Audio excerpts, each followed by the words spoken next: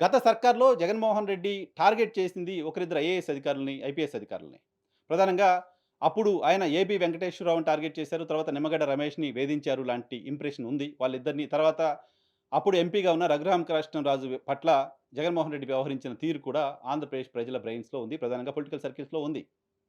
So, Jaganmohan Reddy target చేస్తే ఎలా ఉంటుందో వాళ్ళకొక అనుభవం ఉంది. గతంలో టార్గెట్ చేస్తానని చెప్పకుండా జగన్మోహన్ రెడ్డి ఒకరిద్దరు వ్యక్తుల పట్ల వ్యవహరించిన తీరుపైన వాళ్ళకొక అవగాహన ఉంది. సో, ఇప్పుడు జగన్మోహన్ రెడ్డి నేరుగా చెప్తున్నారు. మేము అధికారంలోకి వచ్చిన తర్వాత నిర్ణయాలు మార్చటం మాత్రమే కాదు, కారణమైన వాళ్ళపైన చర్యలు తీసుకుంటాం, జైలుకు పంపిస్తాం, ఎక్కడున్నా వదలం అంటూ వార్నింగ్‌లు ఇస్తున్నారు. ఈ నేపథ్యంలో మనం తీసుకున్న నిర్ణయాల కారణంగా మళ్ళీ మనం జైలుకి వెళ్ళాల్సిన పరిస్థితి వస్తుందేమో! మనం జైల్‌లో ఇబ్బందులు పడాల్సిన పరిస్థితి వస్తుందేమో! జగన్మోహన్ రెడ్డి అధికారంలోకి వస్తే కేవలం జైలుకి పంపించి తీసుకురావడం మాత్రమే కాదు, ఆయన స్టైల్ ఆఫ్ ట్రీట్‌మెంట్ వేరే ఉంటుంది. దాన్ని మనం తట్టుకోలేం అనే ఆందోళన కనిపిస్తోంది. అత్యంత విశ్వసనీయంగా, అత్యంత అథెంటిక్‌గా చెప్తున్నాను. అర డజన్ మందికి పైగా మంత్రులు వైఎస్ఆర్ కాంగ్రెస్ పార్టీకి సంబంధించిన ముఖ్యులకు ఫోను చేసి, ఈ మొత్తం జరుగుతున్న వ్యవహారాల్లో మా ప్రమేయం ఏమీ లేదు.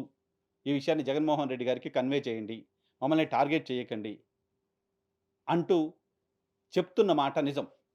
అలా చెప్పటానికి గత ప్రభుత్వంలోను, ఈ ప్రభుత్వంలోనూ వ్యాపారం చేస్తున్న, గత ప్రభుత్వంలోను, ఈ ప్రభుత్వంలోనూ కాంట్రాక్టులు పొందుతున్న కొంతమంది బిజినెస్ మెన్స్‌ని కూడా వాడుకుంటున్నారు. వాళ్ళ దృష్టికి కూడా ఈ అంశాన్ని తీసుకెళ్తున్నారు. సామాజిక కోణంలోనూ జగన్మోహన్ రెడ్డికి దగ్గరగా ఉన్న వ్యక్తులకు ఈ సమాచారాన్ని చేరవేస్తున్నారు. మొత్తం క్యాబినెట్‌లో ఉన్న మంత్రుల్లో సరిగ్గా 5-6 మంది కూడా జగన్మోహన్ రెడ్డి పైన గట్టిగా విమర్శలు చేసే పరిస్థితి లేకుండా పోయింది. ఇక విమర్శలు చేస్తున్న వాళ్ళు కూడా దీనికి మాకు సంబంధం లేదు అని చెప్తున్నారు. నేను చాలా సార్లు చెప్పినట్టుగా వీడియోలో. అంతేకాదు ఇటీవల కాలంలో గడిచిన 2, 3 నెలల్లో ప్రధానంగా మనం వింటున్న మాట మొత్తం నారా లోకేష్ నడిపిస్తున్నారు. మొత్తం నారా లోకేష్ కంట్రోల్‌లోనే ప్రభుత్వం అంతా నడుస్తోంది.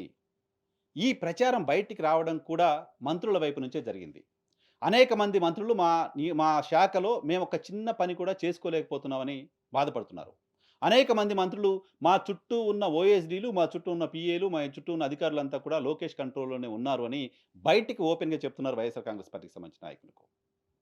మా ఓఎస్‌డీ నియామకం మాకు తెలియకుండా జరిగింది. ఇది వాస్తవం అనే విషయాన్ని వైఎస్ఆర్ కాంగ్రెస్ పార్టీకి సంబంధించిన నాయకులు చెప్తున్నారు. ప్రతి మంత్రి పేషీలోనూ లోకేష్ మనిషి ఒకరున్నారు. వాళ్ళే మొత్తం నడిపిస్తున్నారు. వాళ్ళకి తెలియకుండా మేమేమి సంతకాలు పెట్టే పరిస్థితి కూడా లేదు అనే విషయాన్ని కూడా వైఎస్ఆర్ కాంగ్రెస్ పార్టీకి సంబంధించిన ముఖ్యులకు తెలియజేస్తున్నారు.